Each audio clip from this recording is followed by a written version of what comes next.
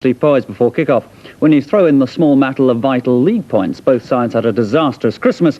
All the ingredients were there for a storming game, and that's exactly what those of us in a near 37,000 crowd were treated to. Here's the action. Newcastle were without Chris Waddle, David McCreary and Glenn Roeder, but this makeshift United lineup was determined from the start that these three stars would not be missed. Playing in their chain strip of light blue, Sunderland had a chance to take an early lead. West, put clear by Pickering, managed to round Kevin Carr, but his cross just failed to find the unmarked Hodgson. Wes Saunders it was who scrambled the ball clear for Newcastle. Played at a frantic pace, the game needed a rare moment of coolness, and that was provided by Peter Beardsley. Bennett's attempted clearance went straight to him, and he picked his spot perfectly.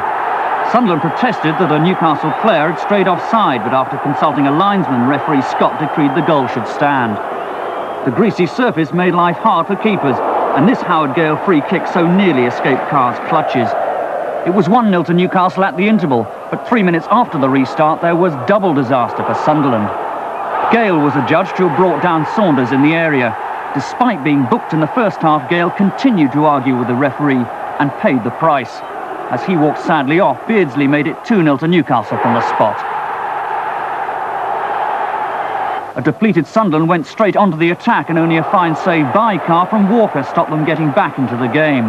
But they must have known it wasn't to be their derby day when Daniel's innocent-looking challenge on Wharton again had Mr. Scott pointing to the penalty spot. Up stepped Beardsley for his hat-trick, but this time Turner was to deny him with a brilliant save. A goal then would have put Newcastle out of sight, but Sunderland weren't finished. Colin West made it 2-1 with an extraordinary effort. Having robbed teammate Hodgson, he then beat Carr with an exquisite chip.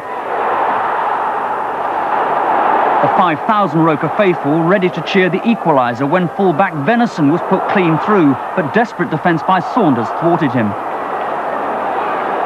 A game that had so far produced passion, thrills and sadly 6 bookings and a sending off still had drama left. Sloppy defensive work from Sunderland was capitalised on by Gary Megson, who gave Beardsley the chance to apply the killer touch with 10 minutes to go. A reckless challenge by Sunderland's defender Gary Bennett on Wes Saunders gave this torrid affair a sour ending. Referee Scott was right to apply the law relating to violent conduct, and Bennett had to go. A sad day for Sunderland, but a joyous one for hat-trick hero Peter Beardsley. Obviously I'm delighted, but I think on the day we were in with a weakened side, and the lads that have come in have done a tremendous job, and I think it's all credit to them, really. The first was the one that broke the deadlock, of course, left foot, wasn't it? Yeah, well, I was quite pleased with it, to be honest. I knew if I'd have blasted it, could have went anywhere, and I just saw a gap in the bottom corner, and fortunate enough I went in. The result has obviously ended a bad run for United.